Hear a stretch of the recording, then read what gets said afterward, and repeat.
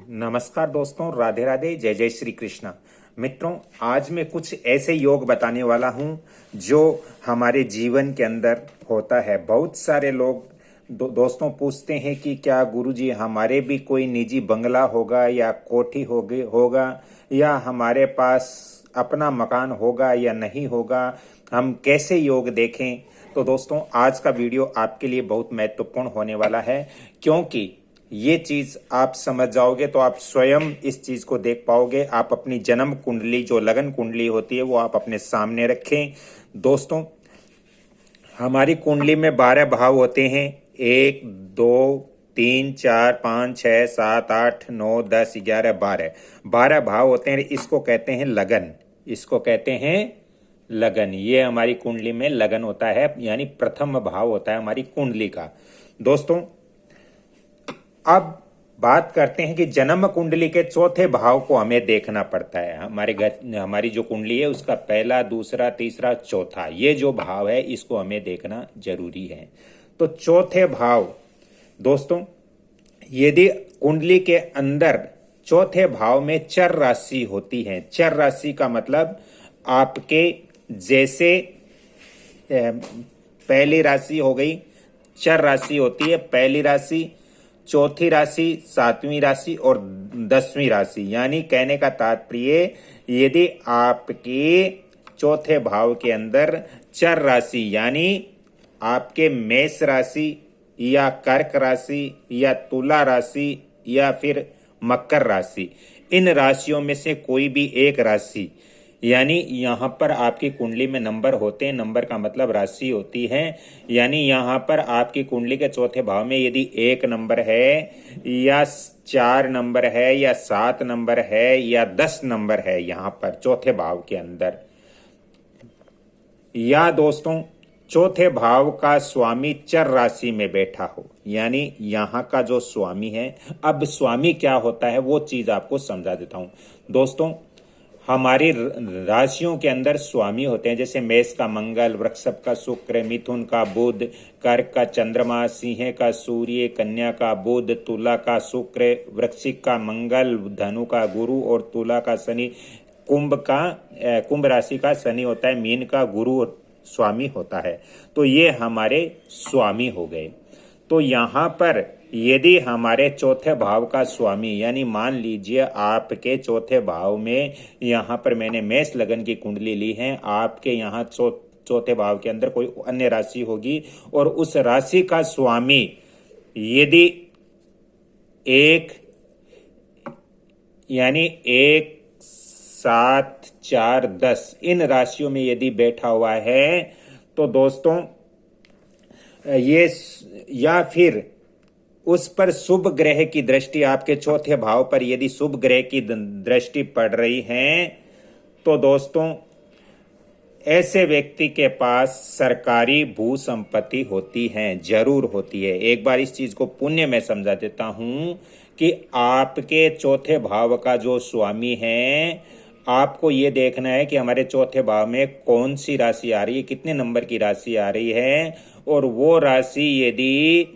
चर राशि है यहाँ पर, और यहाँ का जो स्वामी है वो चर राशि के अंदर, यानी 1 7 4 10 इन राशियों के अंदर बैठा हुआ है, और इस चौथे भाव को यदि गुरु देख रहा है, तो दोस्तों आपके पास सरकारी भू संपत्ति जरूर होगी ज्योतिष शास्त्र के अनुसार।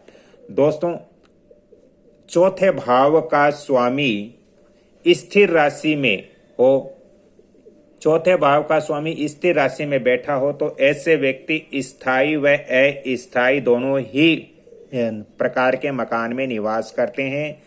दोस्तों, केंद्र और त्रिकोण भाव में, यानी केंद्र भाव कौन से होते हैं? केंद्र भाव 1 2 3 ये 4 हमारे केंद्र भाव होते हैं, और ये हमारे पंचम और जो 9वां भाव होता है ये हमारा त्रिकोण भाव कहलाता है। तो इन भावों के अंदर पहले 1 2 3 4 5 6 इन भावों के अंदर जितने ज्यादा ग्रह बैठे होंगे व्यक्ति के पास, उतने ही मकान व्यक्ति के पास होंगे। दोस्तों, चौथे भाव में यदि राहु केतु शनि आदि ग्रह बैठे हुए हैं, यानी आपकी कुंडली में मान लीजिए चौथे भाव के अंदर राहु केतु शनि यहां पर चौथे भाव के अंदर आपकी कुंडली में बैठे हुए हैं, तो दोस्तों ऐसे व्यक्ति को जीवन भर किराया का मकान के अंदर ही रहना पड़ेगा, उनका अपना स्वयं का मकान नहीं होगा, क्योंकि चतुर्थ भाव के अंदर राहु केतु शनि होने से व्यक्ति का अपना मकान का योग नहीं बनता है। दोस्तों यहां पर अगर चौथे भाव का स्वामी 9वें भाव में हो, यानी यहां का जो स्वामी एक बार पुण्य बता देता हूं दोस्तों, मान लीजिए आपके यहां पर 5 नंबर की राशि आ गई, समझ लो यहां पर आपके 5 नंबर की राशि आ गई, तो 5 नंबर का स्वामी 5 नंबर की कौन सी राशि होती है? 5 नंबर की सिंह राशि होती है, और सिंह राशि का स्वामी कौन है? सूर्य है। तो आपके यहां पर 5वीं राशि सिंह है और सिंह का यहां पर सूर्य स्वामी है। तो अब आपको देखना है कि आपके चौथे भाव का स्वामी सूर्य हो गया, तो ये सूर्य अब यदि 9वें स्थान पर, यानी यहां पर आपकी 5वीं राशि तो है, लेकिन इसका जो स्वामी है वो आपके 9वें स्थान पर, आपके यहां पर 9वें स्थान के ऊपर यहां पर बैठा हुआ हो, तो दोस्तों व्यक्ति को बिना धन खर्च किए ही बना बनाया सुंदर सा मकान प्राप्त होता है। दोस्तों ये प्राप्त होने की जो अवधि है वो ज्योतिष के अनुसार 12 वर्ष से लेकर 32 वर्ष तक की रहती है। तो यदि इस तरह के योग बन रहे हैं आपकी कुंडली में, तो आपको समझ जाना चाहिए कि हमारे पास मकान होगा या नहीं होगा। दोस्तों एक बार ये पुण्य सारी चीजें मैं आपको समझा देता हूं ताकि आपको अच्छा से समझ में आ जाए। दोस्तों यदि आपके चौथे भाव का स्वामी, यानी यहां पर जो राशि है उसका स्वामी या 9वें भाव के अंदर होगा, तो आपको बिना धन खर्च किए ही, बिना परिश्रम किए ही आपको सुंदर सा मकान प्राप्त होगा, वो भी आपको 12 वर्ष से 32 वर्ष के बीच में होगा। दोस्तों चौथे भाव में, यानी इस चौथे भाव में यदि राहु केतु शनि आदि ग्रह बैठे हुए हो, पाप ग्रह बैठे हुए हो, तो व्यक्ति को जीवन भर किराया के मकान के अंदर ही रहना पड़ेगा।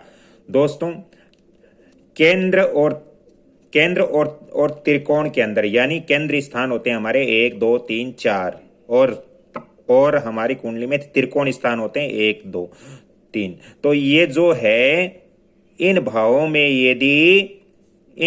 के अंदर यदि जितने ज्यादा ग्रह होंगे व्यक्ति के पास उतने ही मकान होंगे। तो आज आपको ये चीज समझ में आ गई होगी। आपको देखना है कि आपके यहाँ चतुर्थ भाव में स्वामी कौन है, तो यहां से आप देख सकते हो हमारे कितने नंबर की राशि आ रही है, उसका स्वामी कौन है और क्या स्थिति बन रही है।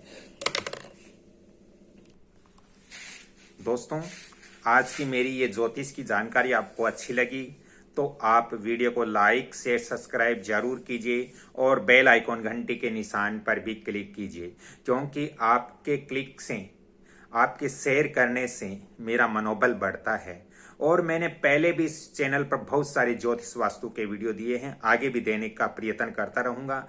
दोस्तों आपको भी ज्योतिष वास्तु संबंधित ज्यादा परामर्श लेना हो तो आप फोन नंबर भी नोट कर सकते हो 7901718402।